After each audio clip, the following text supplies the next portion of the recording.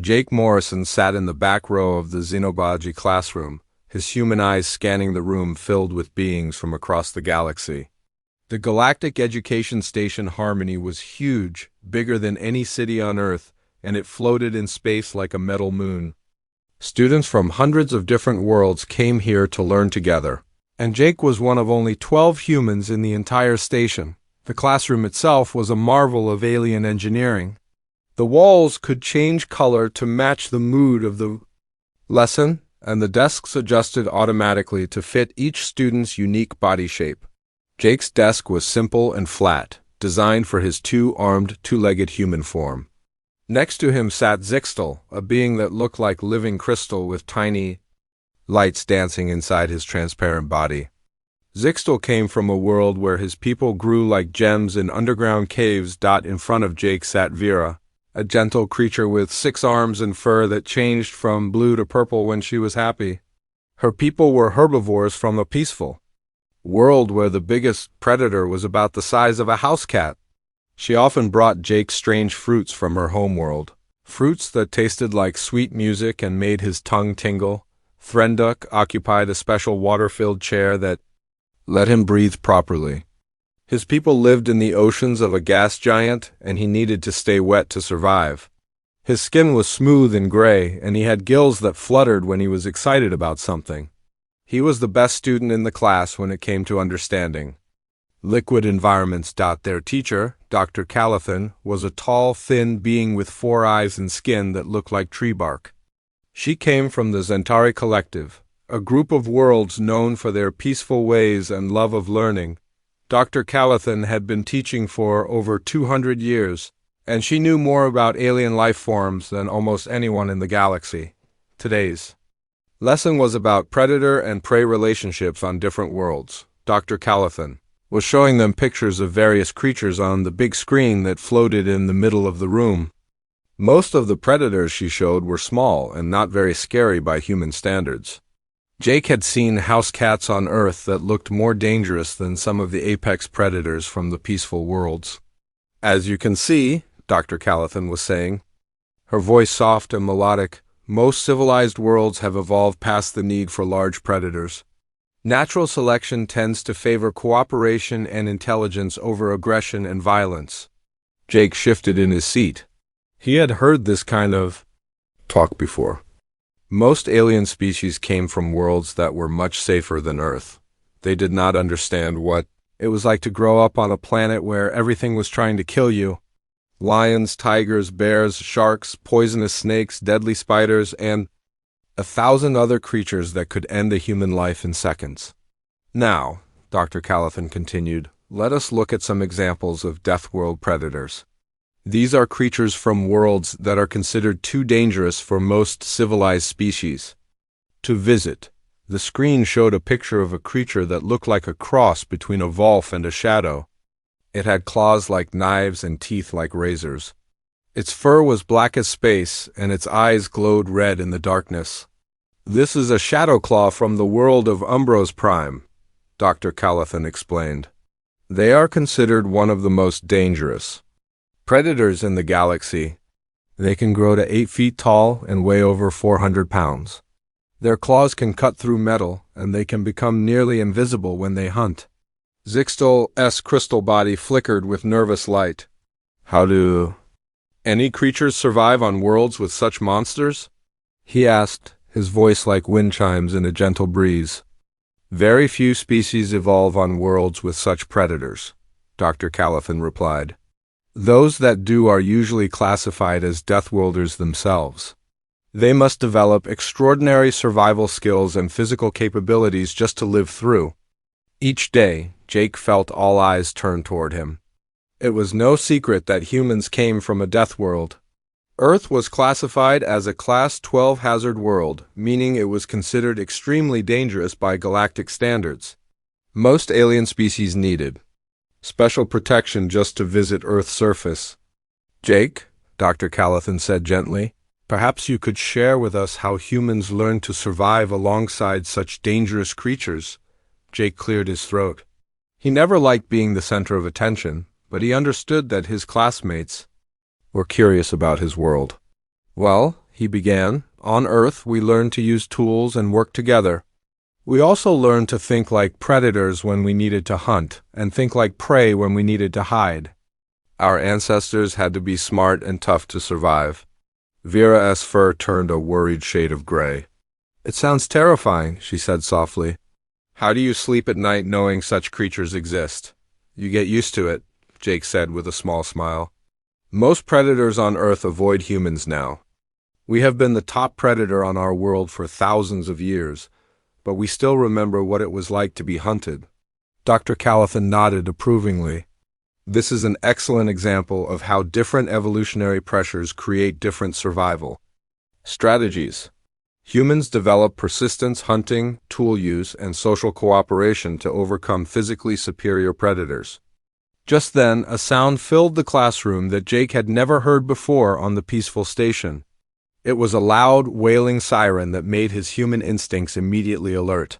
Red lights began flashing along the walls, and the peaceful blue color of the room changed to urgent orange. The station's automated announcement system crackled to life. The voice was calm but urgent. Attention all personnel. Code 7 Containment Breach in Research Level 5. All students and non-essential personnel report to designated safe zones immediately. This is not a drill. Jake felt his heart rate increase. On Earth, when alarms went off like this, it meant something very dangerous was happening. His human body began preparing for fight or flight, flooding his system with adrenaline and sharpening his senses. His alien classmates, however, seemed confused more than scared. They had never experienced real danger before. Their worlds were so safe that emergency drills were just academic exercises. What is Code 7? Zixtal asked, his crystal body now flashing bright white with worry. Dr. Callithan's 4 eyes went wide with fear. Code 7 means a dangerous life form has escaped. Containment, she said, her voice shaking. We must evacuate immediately. As the students began to gather their things, Jake noticed something his alien classmates missed. The air in the room was moving differently. The ventilation system had changed its patterns, and there was a new smell in the air. It was faint, but Jake's human nose evolved to detect danger. Caught it immediately. It was the smell of a predator. Jake's eyes went to the ventilation grates near the ceiling. The air current was coming from the wrong direction, which meant something large was moving through the station's air system. Something that was changing the normal flow of air through the ducts. Lisa, he whispered to his human lab partner, who was sitting 2 rows ahead. Lisa Chen was the only other human in the class, and she turned to look at him with concern. You smell it too? She asked quietly. Jake nodded. Lisa came from the wilderness areas of Earth where humans still lived, close to nature. She had the same survival instincts that Jake did. We need to move, Jake said, standing up. Now, Dr. Callithan was still trying to organize the evacuation, but she was moving too slowly. The other students were chattering nervously, not understanding the real danger they were in. Jake looked at the ventilation grate one more time. The smell was getting stronger, and he could hear something moving in the ducts above them. Something big, something that breathed differently than any creature he had ever encountered, something that was hunting. The evacuation alarm continued to wail as Jake and his classmates moved through the corridors of the station. Dr. Callithan led them toward the nearest safe zone, but Jake could tell she was nervous. Her 4 eyes kept darting around, and her tree bark skin had turned a darker shade of brown. Other students from different classes were also moving through the hallways. Jake saw beings he had never encountered before, some that floated instead of walked, others that moved on dozens of tiny legs like living carpets. All of them looked confused and scared. Stay together, Dr. Callithan called out. The safe zone is just ahead. Jake hung back, letting the others go first. Lisa stayed with him, understanding that he wanted to watch their surroundings. The smell in the air was getting stronger, and Jake could hear something moving through the walls. The ventilation system was making noises it had never made before. Jake, Lisa whispered, what do you think escaped? Something big, Jake replied, quietly, something that hunts. Just then, screams echoed from somewhere deeper in the station. The sound was unlike anything Jake had heard before, not human screams, but the terrified cries of alien beings facing something they had never imagined.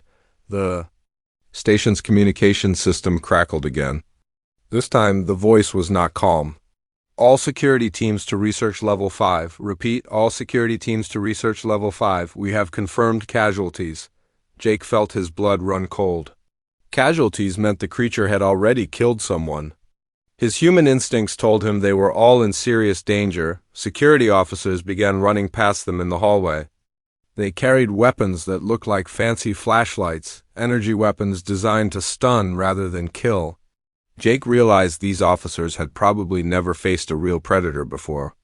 Their weapons were meant for dealing with unruly students, or minor accidents, not something that could kill. "Dr. Callithan," Jake called out. What exactly was being kept in Research Level 5? The alien teacher stopped walking. Her 4 eyes looked at Jake with an expression he had never seen before, pure terror. "They were studying a shadow claw," she said in a voice barely above a whisper. "A juvenile specimen from Umbros Prime." Zixtal's crystal body went completely dark. "A shadow claw?" he repeated. "But those are just stories, legends." "No," Dr. Callithan said, shaking her head. "They are very real." The research team was studying how such creatures evolved. They thought they had it safely contained.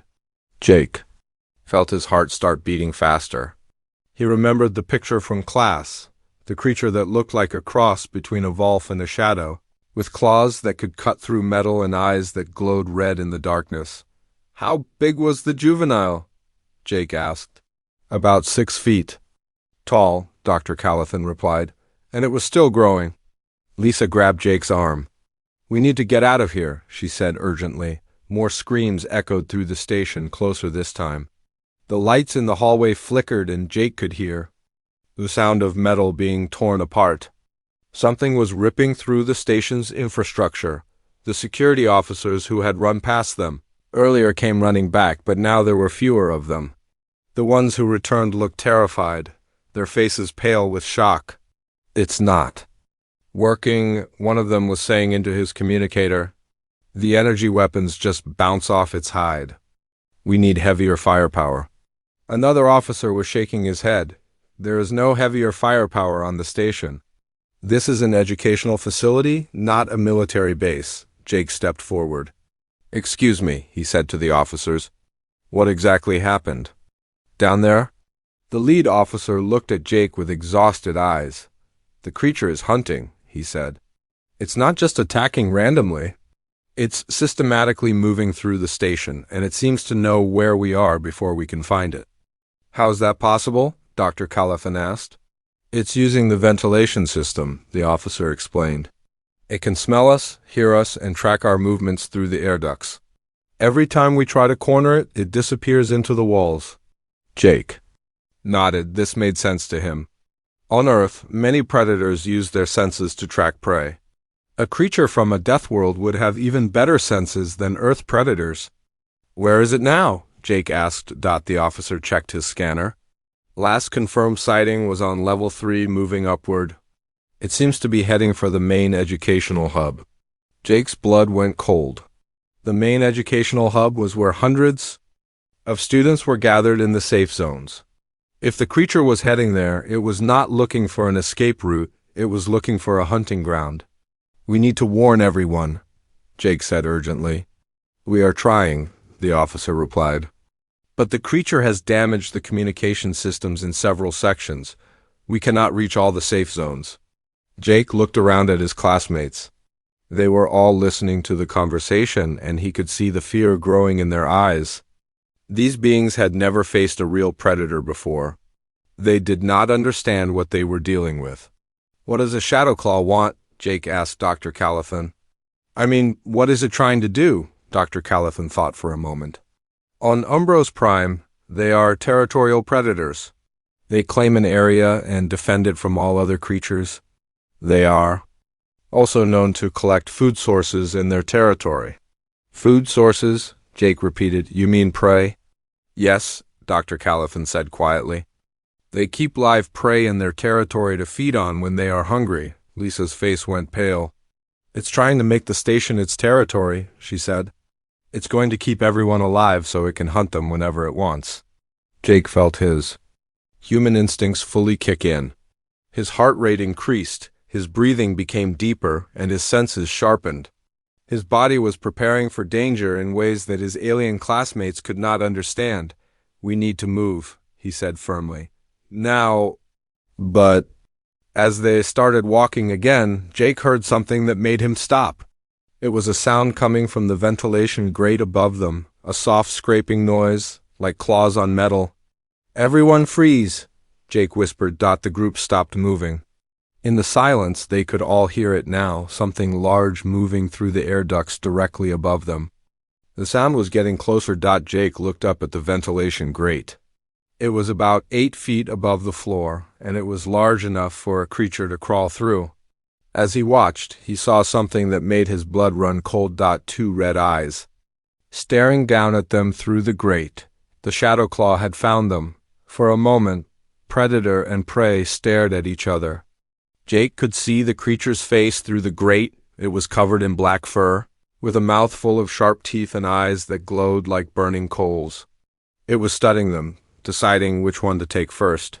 Jake's human instincts told him to run, but his human intelligence told him something else. Running would trigger the creature's hunting instincts.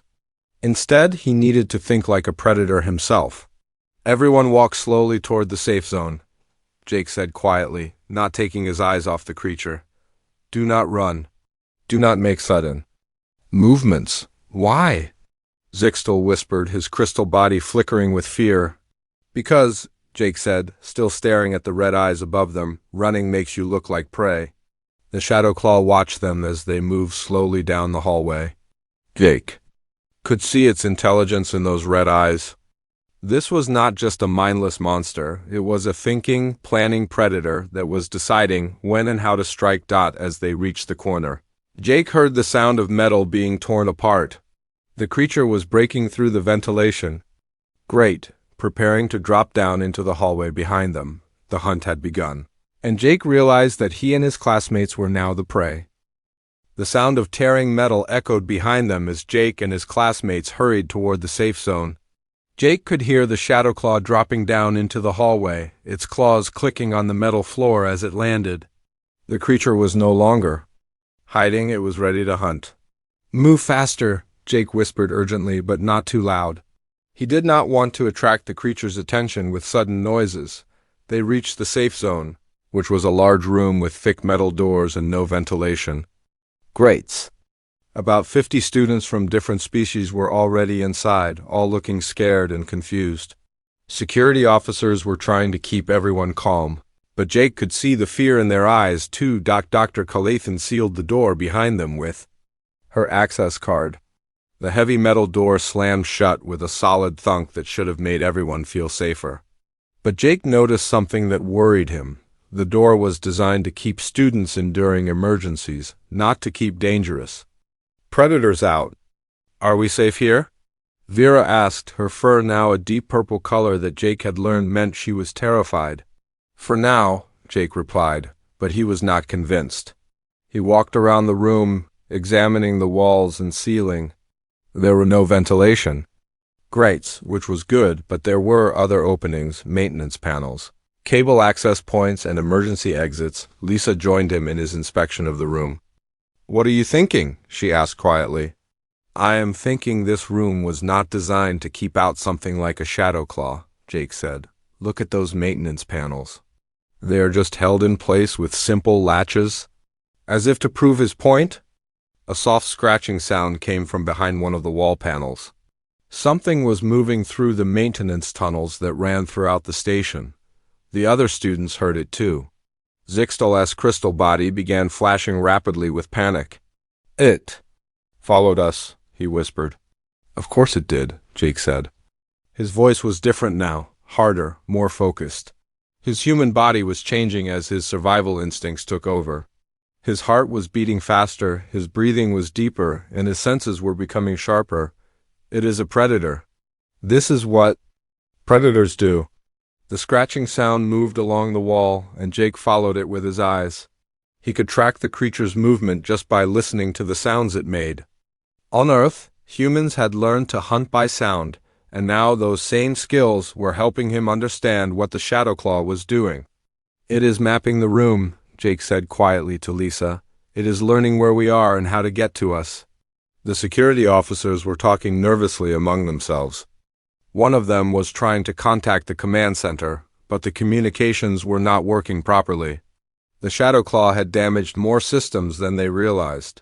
"We need to get everyone out of here," Jake said to the lead security officer. The officer looked at him with confusion. "This is the designated safe zone. We are supposed to stay here until the creature is contained." "Your creature is not going to be contained," Jake replied. "It is smart, it is strong, and your weapons do not work on it. It is going to find a way into this room, and when it does, we will all be trapped." The officer shook his head. "We have procedures to follow. We cannot just abandon the safe zone." Jake felt his frustration growing.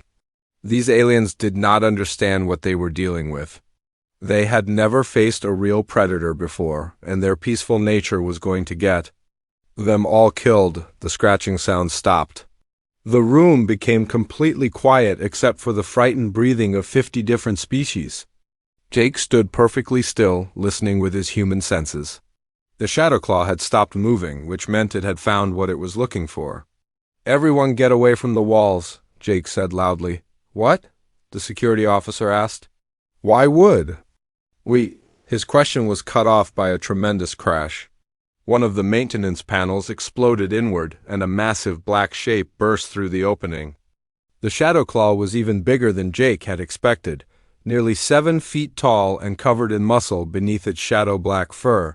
The creature's red eyes swept across the room, taking in all the potential prey.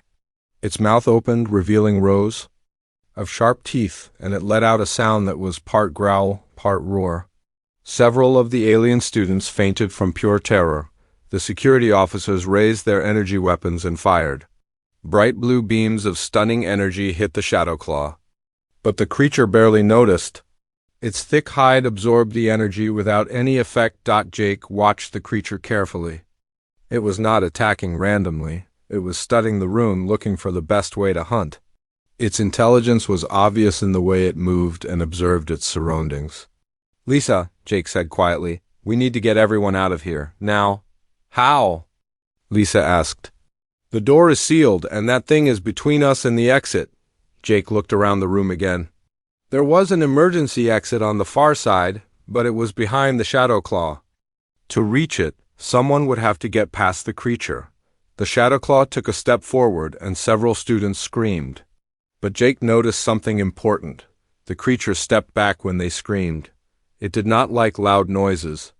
"Everyone, listen to me," Jake said, his voice carrying across the room. "This creature is a predator, but it is also an animal. It has weaknesses, and we can use those weaknesses." "What are you talking about?" Dr. Callithan asked. Jake felt his human instincts. "Taking complete control?" His ancestors had faced creatures like this for millions of years. They had learned to survive by being smarter, not stronger. "Predators hunt prey that acts like prey," Jake explained. "If we act like prey, if we run and scream and hide, it will hunt us. But if we make ourselves seem dangerous, it might think twice." The Shadowclaw was moving closer to the group of students.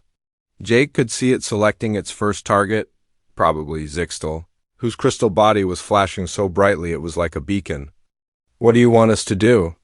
Lisa asked. Jake took a deep breath. What he was about to do went against every safety rule he had ever learned. But sometimes, to survive, you had to become dangerous yourself. "I want you to help me make ourselves look like predators instead of prey," Jake said. He stepped forward, moving toward the Shadowclaw instead of away from it. The creature stopped, surprised by this behavior. In its experience, prey always ran away. Jake stared directly into the creature's red eyes. On Earth, staring down a predator was incredibly dangerous, but it was also a way to show that you were not afraid. The Shadowclaw tilted its head, confused by this strange behavior. "Everyone stand up," Jake said loudly. "Do not run. Do not hide. Stand up and face this creature." "Are you insane?" the security officer asked. Maybe, Jake replied, but I know predators. This one is confused right now because we are not acting like prey. We need to keep it confused long enough to get out of here. Lisa understood what Jake was doing. She stepped up beside him, also facing the Shadow Claw. Her human instincts were telling her to run, but she trusted Jake's knowledge. Slowly, other students began to stand.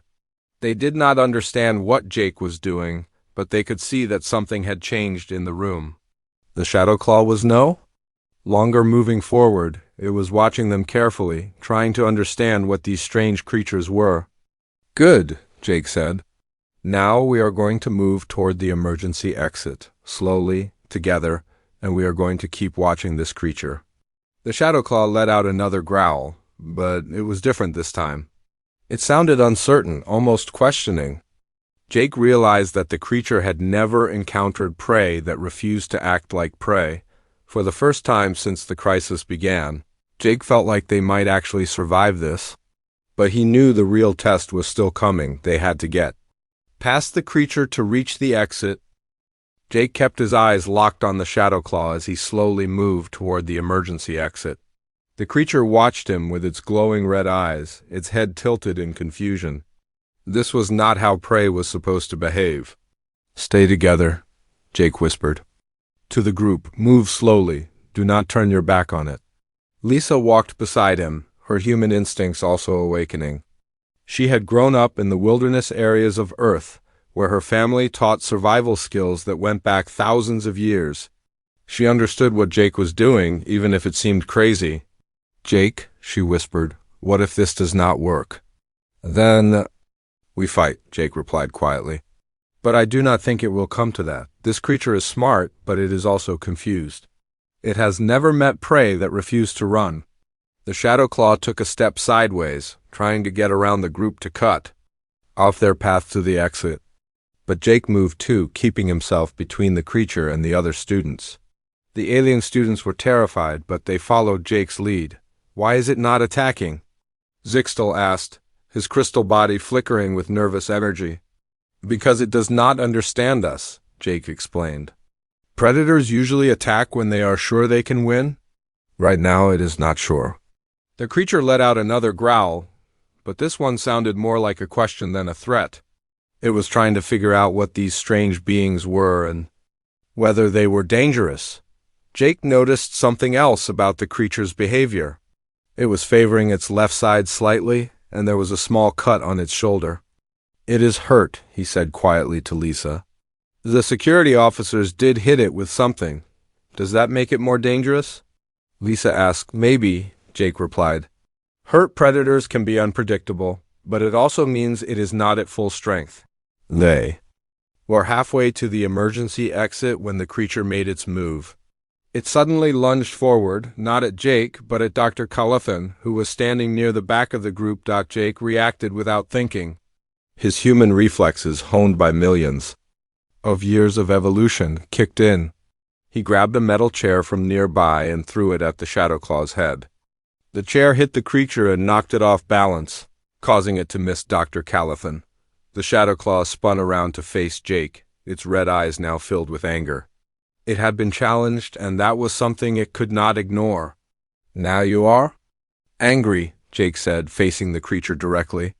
Good. Angry predators make mistakes.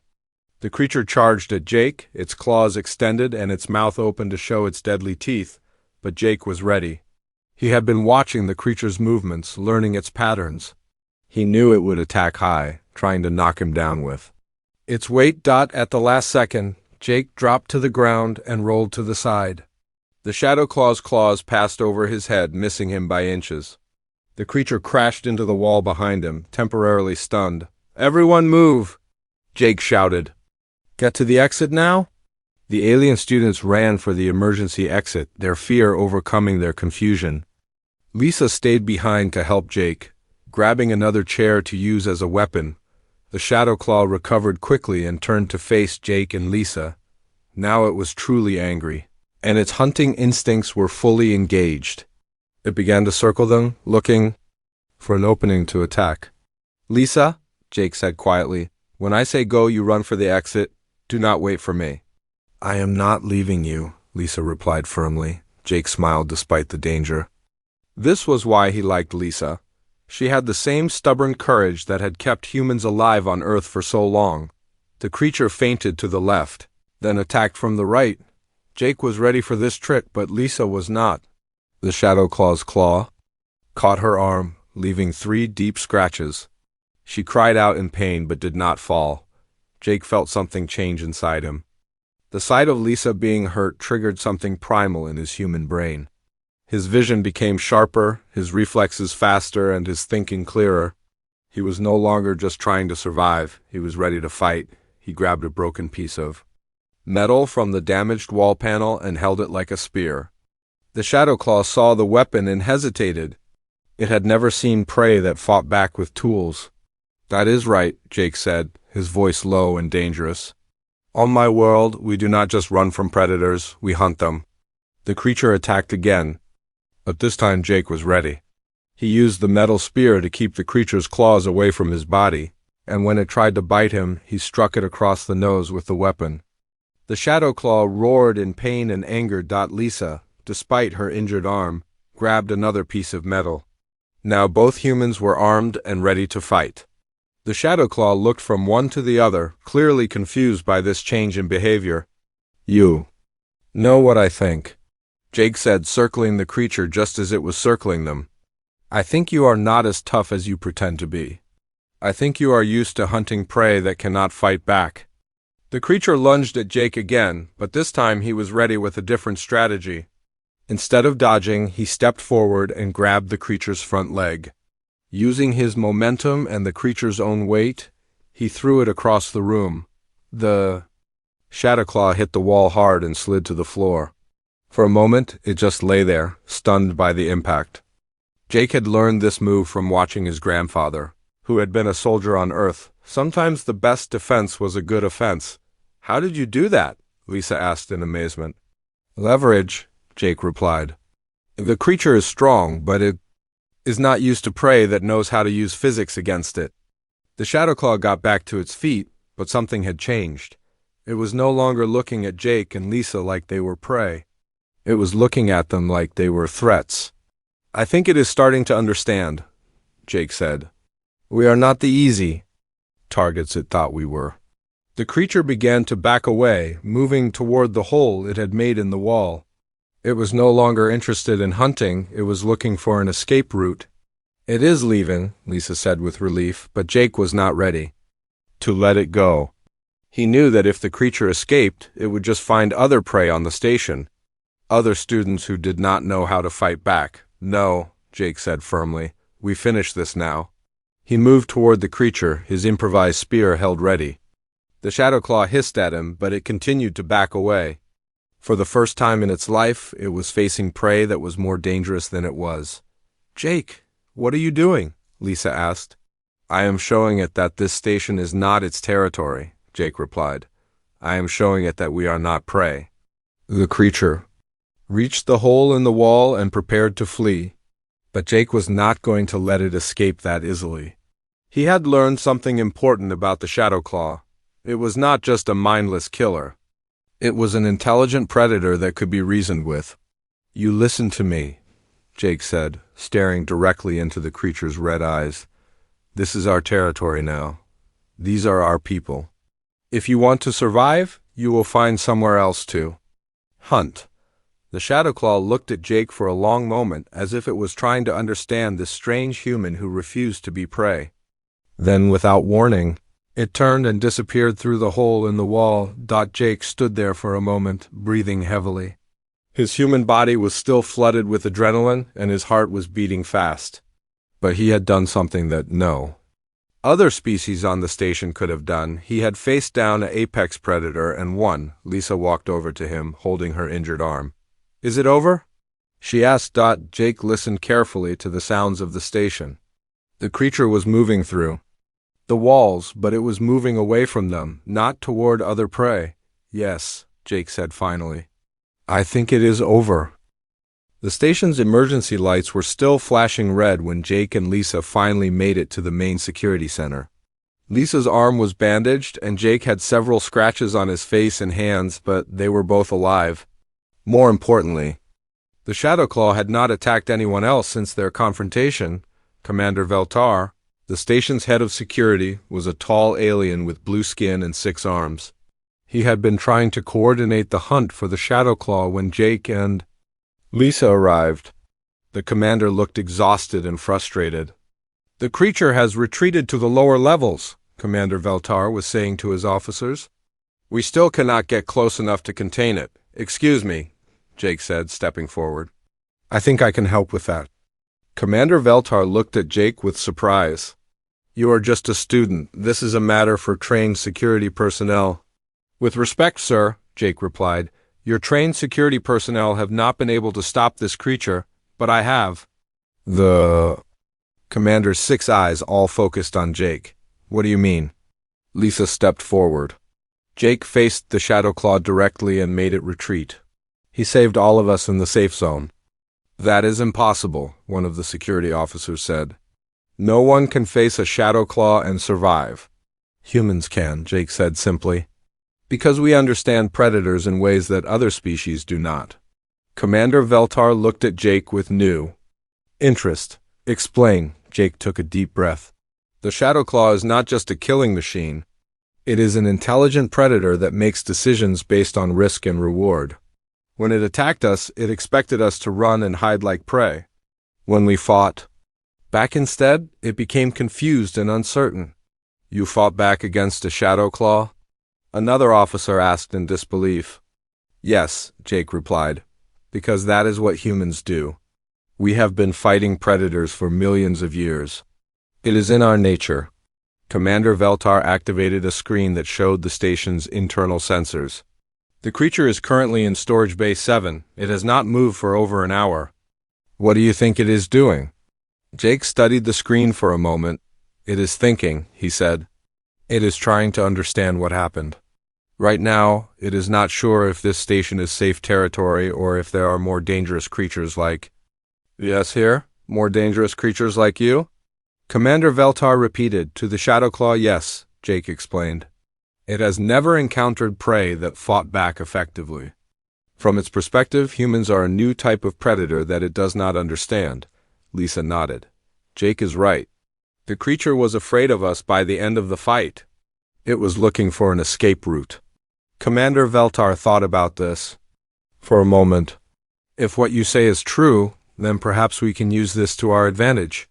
"What do you suggest?" Jake looked at the screen again.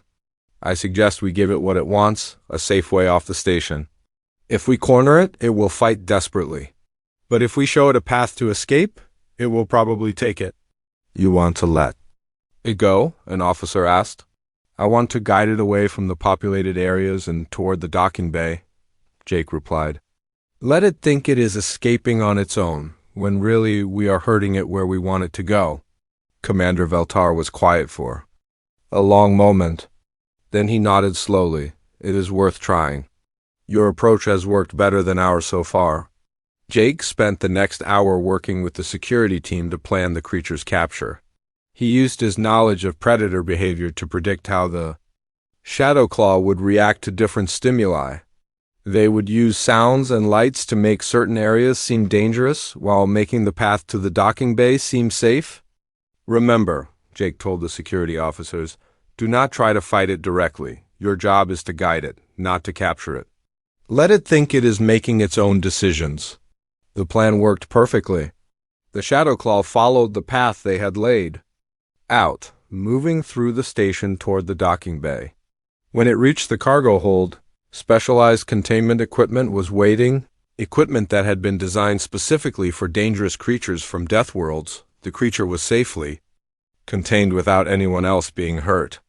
Commander Veltar and his team had successfully captured their first apex predator, and they had done it by understanding the creature's behavior rather than fighting it. After the crisis was over, Jake found himself in Dr. Califan's classroom. Once again, but this time he was not just a student. The other students looked at him with a mixture of respect and curiosity.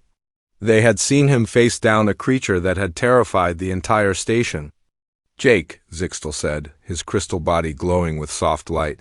How did you know what to do? How did you know the creature would not kill you? I did not know, Jake replied honestly. I was scared too, but I knew that running would not save us. Sometimes the only way to survive is to fight. Vera, whose fur was now a calm blue color, asked, Is that what life is like on your world? Fighting predators every day? Jake shook his head. Not anymore. Humans have been the top predator on Earth for thousands of years. But we still remember what it was like to be hunted. Those memories are built into our bodies and our minds. Dr. Callithan had been listening quietly. This has been a valuable lesson for all of us, she said. We have learned that diversity in the galactic community is not just about different cultures and ideas. Sometimes survival requires skills that only certain species possess. What do you mean? Threnduk asked. I mean that each species brings something unique to the galaxy, Dr. Callithan explained. Jake's people bring knowledge of how to survive in dangerous situations. Your people, Threnduk, bring understanding of aquatic environments. Zixtel's people understand crystalline structures that others cannot comprehend. Jake felt a warm feeling in his chest. For the first time since arriving at the station, he felt like he truly belonged here. He was not just a human trying to fit in with aliens. He was a valuable member of the galactic community. Over the following days, Jake became something of a celebrity on the station. Students from other species wanted to learn about Deathworld survival techniques. The security department asked him to help train their officers in predator behavior, but the most important change was in how the other students treated him. They no longer saw him as a dangerous Deathworlder who did not belong. They saw him as a friend who had risked his life to save them. Lisa started teaching survival classes to interested students. She showed them how to read environmental signs, how to move quietly, and how to think like both predator and prey. The classes were very popular, especially among students from peaceful worlds who had never learned such skills. You know, Lisa said to Jake one day as they watched their alien classmates practice tracking techniques, I think we are changing how the galaxy thinks about humans. How so? Jake asked. Before, they saw us as dangerous because we came from a death world, Lisa explained.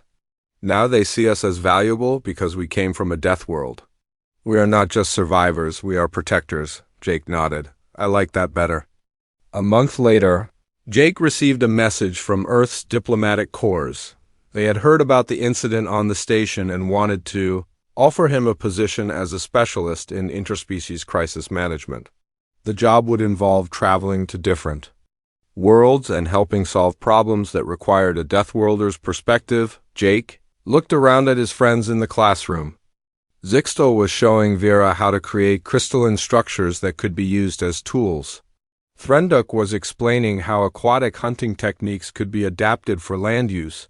Dr. Callithan was taking notes on all of it, planning new lessons that would help students from different worlds understand each other better. What do you think? Lisa asked, reading the message over his shoulder. Jake smiled. I think the galaxy is big enough for all of us. And I think we all have something to contribute. He looked at the job offer again.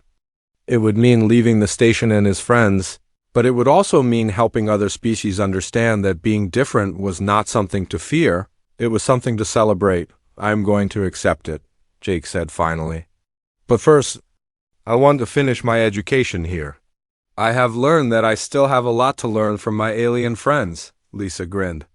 That sounds like a very human thing to do. What do you mean? We always want to learn more, explore more, understand more, Lisa replied. Even when we are scared, even when we are facing something dangerous, we keep trying to understand it better. Jake realized she was right.